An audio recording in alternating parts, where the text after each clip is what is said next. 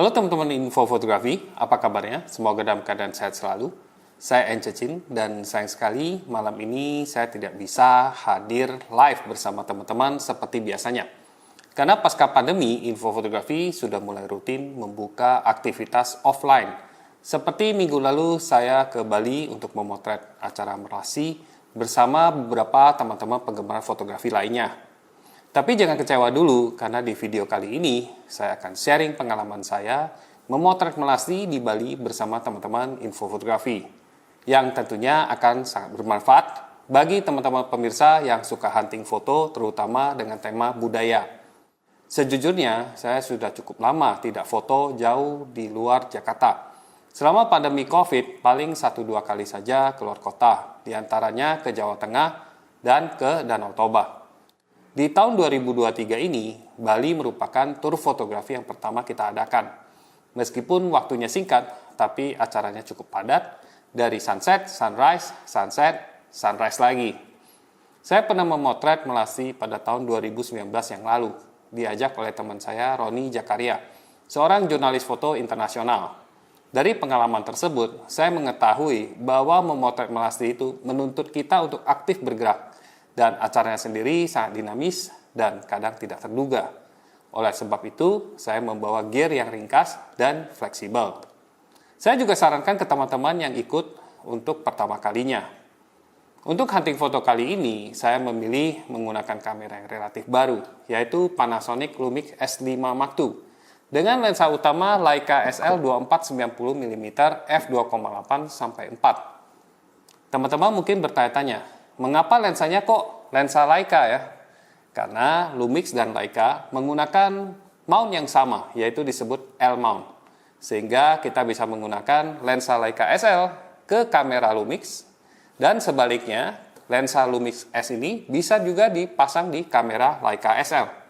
Saya juga membawa lensa cadangan, yaitu Lumix S 50mm 1,8 yang saya pasang di kamera ini. Salah satu yang termurah menurut saya dan juga ringan dari sistem L-mount.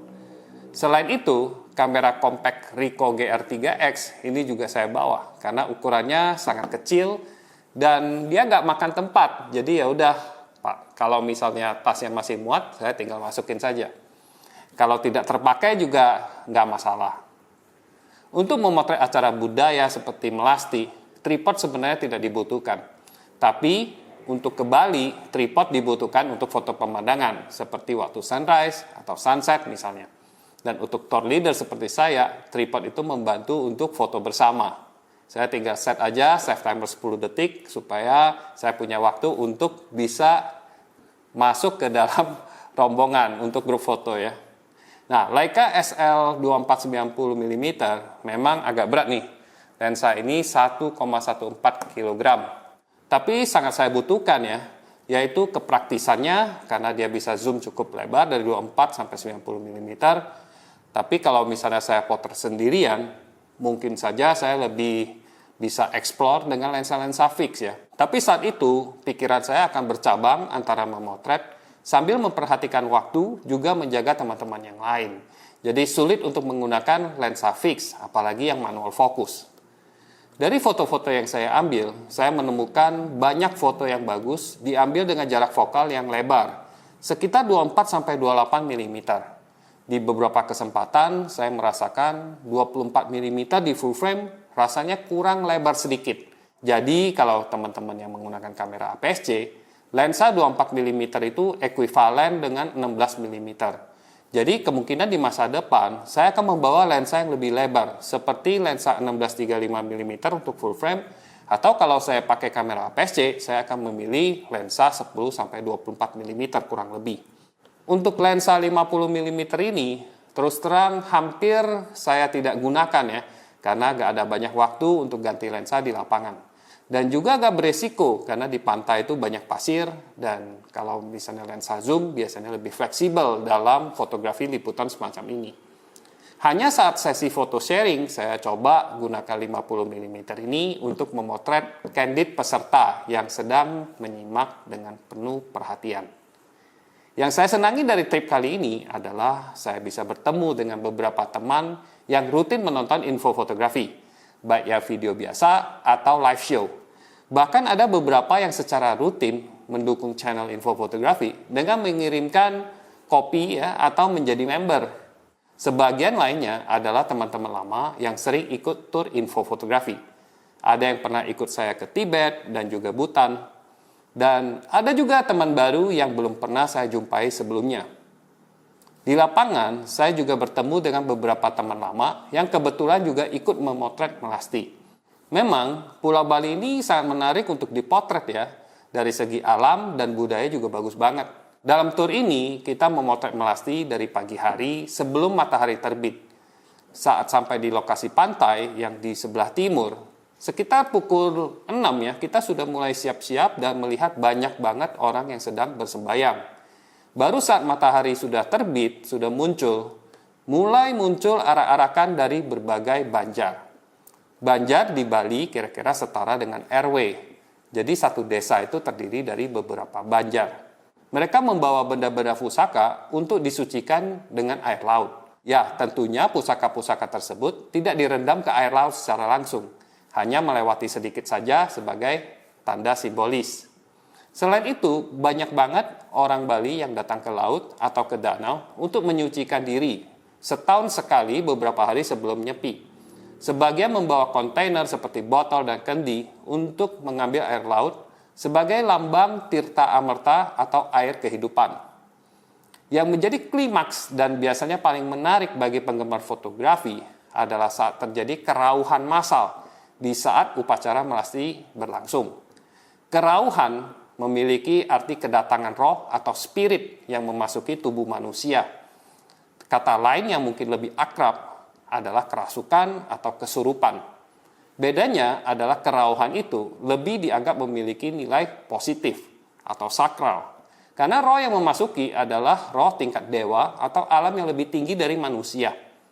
Di beberapa pantai seperti Pantai Batu Bolong misalnya, setelah orang-orang mendengar lantunan musik dari gamelan Bali yang khas banget, saya melihat beberapa orang, baik pria, wanita, tua, dan muda, mereka tiba-tiba menangis atau menancapkan keris ke tubuh mereka.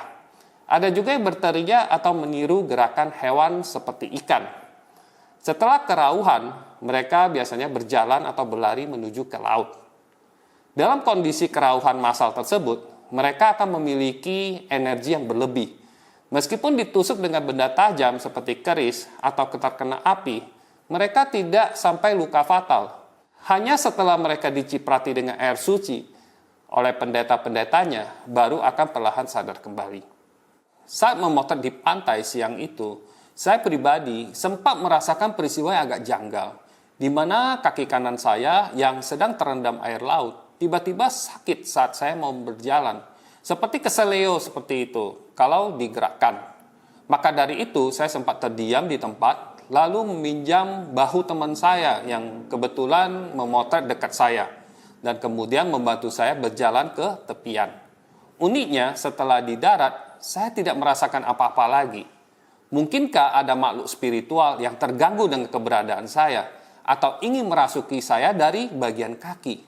Atau ini hanya sebenarnya keseleo ringan saja ya? Saya kurang paham ya, tapi saya bersyukur kaki saya normal kembali tanpa sakit atau bengkak.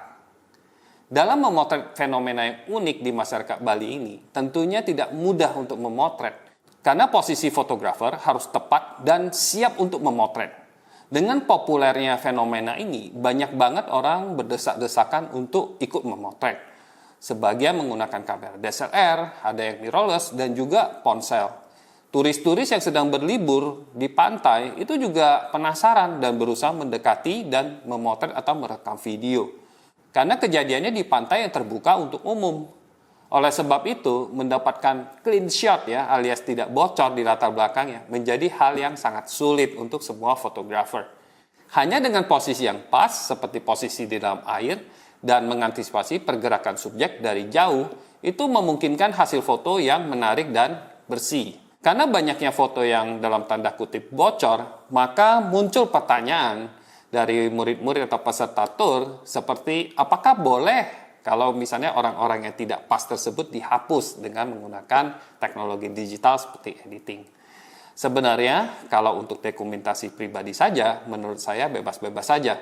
Jika menghilangkan atau menambahkan sesuatu dalam foto sesuai dengan selera. Tapi jika foto tersebut akan diikut sertakan dengan lomba atau untuk dipublikasikan di media massa, menurut saya hal tersebut tidak begitu etis karena sudah merupakan hasil manipulasi.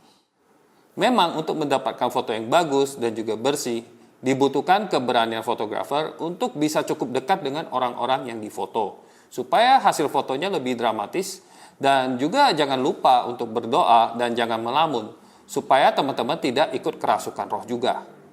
Sebenarnya ada beberapa kegiatan sebelum dan sesudah Nyepi yang menarik juga ya, seperti pawai ogoh-ogoh, perang api, omet-ometan, dan juga perang lumpur. Tapi tahun ini sebagian besar memilih untuk balik ke daerah masing-masing karena ada pekerjaan yang telah menanti. Bagi teman-teman yang ingin ikutan ke Bali tahun 2024 mendatang, stay tune ya dan kabar-kabari kita untuk early booking. Kita juga akan mengadakan kembali dan mudah-mudahan dapat bertemu teman-teman yang baru dan teman-teman yang lama kembali. Oh ya, di tahun ini kami mulai menyusun acara tur foto atau kegiatan fotografi di seputar kota Jakarta. Jadi pantau terus community page YouTube channel ini dan juga Instagram Encecin dan @infofotografi_official. Sampai jumpa lagi di video berikutnya. Oke, bye-bye.